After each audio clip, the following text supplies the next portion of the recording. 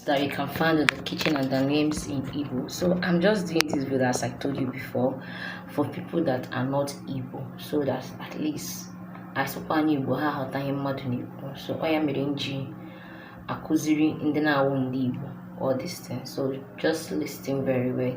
We didn't know to get the sanala so that ke hota him n'Igbo. So I'm going to call some things in Igbo and their meaning in English. So again, so so the first one is knife. What we call knife in Igbo is mma. That's what we call it. We have plate. Plate is efere.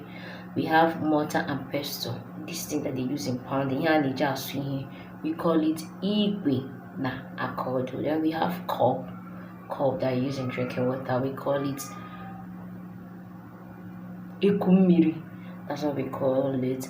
Then we have pot. Pot we call it ide. Then we have turning stick.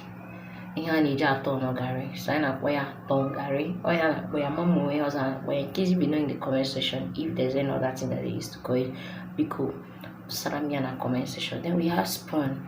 Spoon. Anyway, two types of spoon. Spoon, the one we use in eating and the one we use in cooking. The one we use in cooking soup.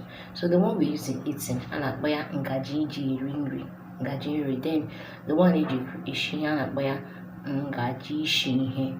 Then we now have water. In the kitchen there must be water. So water now. Water is mirror. So these are the tools